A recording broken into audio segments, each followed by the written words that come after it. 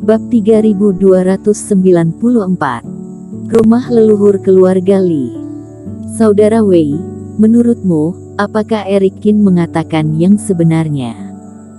Berjalan keluar dari istana Eric Qin, Sonny Yuan dan Yamin Wei juga berdiskusi secara diam-diam. Harusnya benar.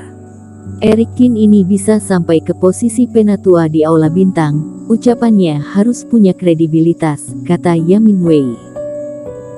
Saudara Yuan merasa bahwa dia berbohong kepada kita, sama sekali tidak ada kesempatan untuk memadatkan pola bintang.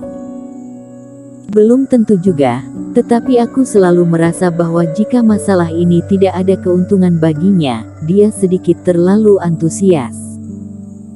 Mata Sonny Yuan berkedip beberapa kali, pikirannya tidak sesederhana Yamin Wei, dia berpikir lebih banyak. Eric Qin mensponsori mereka dan memperkenalkan metode promosi kepada mereka, apakah itu benar-benar hanya untuk berterima kasih? Ini gampang. Mari kita pergi ke ruang penyembunyian kitab untuk membaca kitab terlebih dahulu, lalu pergi menemui Tetua Di, maka semuanya akan menjadi jelas. Yamin Wei tersenyum. Meski Tetua Di tidak mempercayai mereka, keduanya bisa mendengar dengan jelas bahwa selama memiliki kemampuan, Tetua Di masih mau bekerja sama. Yah, itu satu-satunya cara, tidak peduli muslihat apa yang Eric Qin miliki, selama kita mendapatkan manfaatnya, itu sudah cukup. Sonny Yuan mengangguk. Namun, keduanya tidak pernah menyangka bahwa Eric Qin dan Tetua Di berada dalam kelompok yang sama, dan mereka menggunakan Tio Muslihat sehingga tidak dapat menemukan masalahnya sama sekali. Berhasil.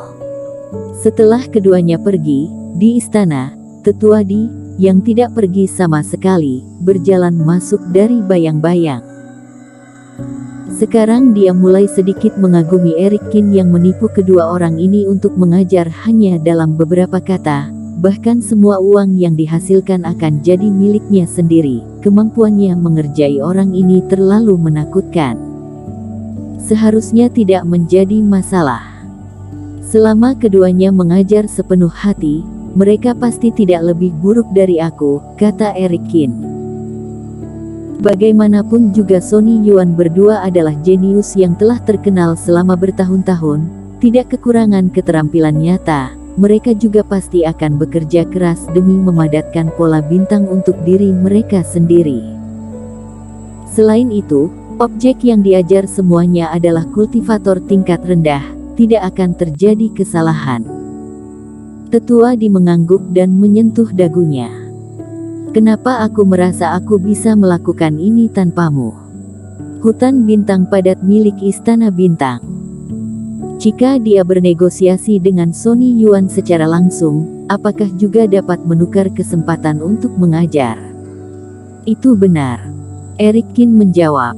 Ternyata kamu mengakuinya juga. Tetua Di terkejut. Tapi masalahnya, kamu tidak memikirkannya sebelumnya. Tetua Di langsung mendelik. Bocah tengik ini, mengapa selalu membuat dirinya memiliki keinginan untuk memukuli dia hanya dengan beberapa kalimat? Lupakan saja, aku sudah memikirkannya, hal ini tetap harus dilakukan oleh kamu. Jika aku yang berjanji mungkin mereka tidak akan mempercayainya. Bahkan jika hanya berpura-pura sopan, hal-hal yang diajarkan tidak akan serius. Tetua Di menghela nafas. Itu benar, dengan adanya aku yang sebagai contoh barulah mereka mau percaya, kata Eric Qin. Tetua Di mengangguk dengan acuh. Tapi aku masih merasa bahwa Istana Bintang yang dirugikan. Bintang-bintang itu milik kami, dan pengajaran diberikan oleh dua orang itu, tapi mengapa semua keuntungannya kamu yang ambil? Kamu kan masih punya 10%. Sebelumnya kamu begitu cepat memberikannya kepadaku, itu urusanmu. Eric Qin tersenyum. Selain itu, aku menukarnya dengan batu mutiara awan hitam untuk meningkatkan tingkat keberhasilan pergi ke tanah berbahaya Guzong. Kenaikan level monster pelindung bintang bermanfaat untuk Istana Bintang kalian.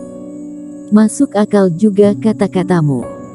Tetua Di selalu merasa ada sesuatu yang salah, tetapi dia tidak bisa memahaminya untuk sementara waktu. Tentu saja. Omong-omong, akan memakan waktu sebulan untuk memadatkan pola bintang emas lain kali. Bulan ini, biarkan mereka mengajar di sini. Jumlah poin kontribusi yang spesifik, kamu hitung dulu, jangan biarkan mereka terlalu cepat mencapainya, atau kita akan ketahuan. Tentu saja harus memberikan beberapa keuntungan untuk mereka, sehingga mereka merasa ada sesuatu yang bisa didapat dengan tinggal di sini. Erikin menepuk bahu Tetua Di. Setelah menjelaskannya, dia berjalan keluar. Hal kecil seperti ini aku juga paham. Kamu mau kemana? Pergi jalan-jalan. Aku sudah di kota Yongqing selama lebih dari 10 hari, belum pernah meninggalkan Istana Bintang. Suara Erikin melayang ke telinga Tetua Di yang hanya menggelengkan kepalanya. Jalan-jalan. Anak ini tidak punya waktu untuk itu, dia hanya tidak ingin mengatakannya saja. Tebakan Tetua Di benar, setelah Erikin meninggalkan Istana Bintang, dia menyelidiki sebentar dan langsung pergi ke kediaman Li. Sekarang setelah keberadaan ilmu tiada dua ditemukan, dan kultivasinya telah pulih sepenuhnya, pikirannya menjadi jauh lebih santai. Dia sudah ingin menemui Tuan Besar Xie dan Vinola Xie sebelumnya, dan sekarang akhirnya punya waktu. Jika dihitung, kakek dan cucu keluarga Xie itu seharusnya sudah tiba di rumah leluhur keluarga Li.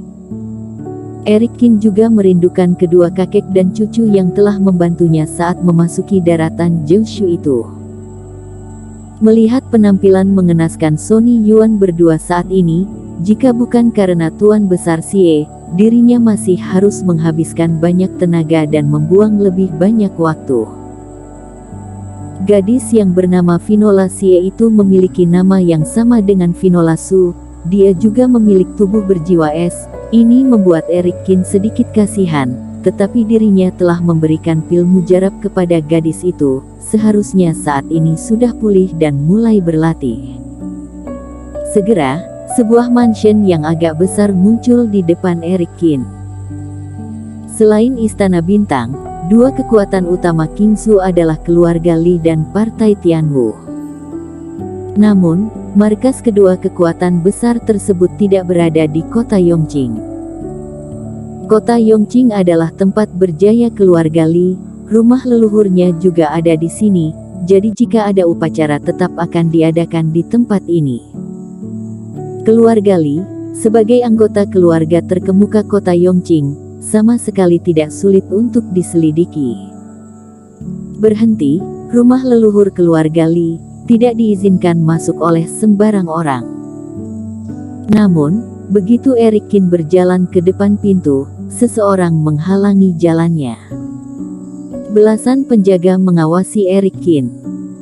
Aku datang untuk mengunjungi beberapa teman, mereka adalah anggota keluarga Li, kata Erikin. Apakah ada token dari keluarga Li? Tidak ada. Kalau begitu kamu tidak bisa masuk. Penjaga itu menggelengkan kepalanya. Bahkan jika Anda dari Istana Bintang, tetap tidak bisa. Keluarga Li sedang mengadakan upacara besar. Penatua memerintahkan agar orang luar tidak masuk, mohon maaf. Erikin menggelengkan kepalanya dan mundur. Tidak disangka keluarga Li dijaga dengan sangat ketat, tidak mudah untuk masuk dengan cara biasa. Dia datang untuk menengok teman, jadi tidak perlu menerobos secara paksa. Setelah pergi, Erikin mengelilingi keluarga Li. Rumah leluhur keluarga Li menempati area yang luas, pasti ada tempat yang tidak dijaga. Setelah memutar ke sebuah tempat terpencil, Erikin langsung mengerahkan teknik penyembunyian. Dengan satu ketukan jarinya, dia membuka formasi tersembunyi dari rumah leluhur ini, lalu melompat ke dalamnya. Keluarga Li memang sedikit ramai saat ini. Erikin menyelinap ke dalamnya dan menemukan bahwa orang-orang lalu lalang, ada juga yang berdiri mengobrol di beberapa tempat. Tampaknya keluarga Li memanggil semua keturunan tidak sah di Qingzhou untuk kembali ke rumah leluhur. Jumlah orangnya sangat banyak. Setelah beberapa lama berada di mansion keluarga Li, dia masih belum bisa menemukan tempat tinggal Tuan Besar Xie. Eric Qin hendak menangkap seseorang dan menggunakan taktik ilusi untuk menanyakan situasi. Tiba-tiba, di luar aula samping, dia mendengar sebuah suara yang dikenalnya. "Huhu, adik sepupu, aku bersumpah demi Tuhan, pria yang menyakitimu, meskipun sekarang ini aku bukan lawannya, tetapi cepat atau lambat aku akan membunuhnya dan membalaskan dendammu." Suara rintihan itu berasal dari orang yang sejalan dengan Tuan Besar Xie, namanya Tian Li. Bukankah adik sepupunya adalah Vinola Xie? Eric Qin melonjak kaget, dia melompat, dan mendarat di depan Tian Li. Bersambung.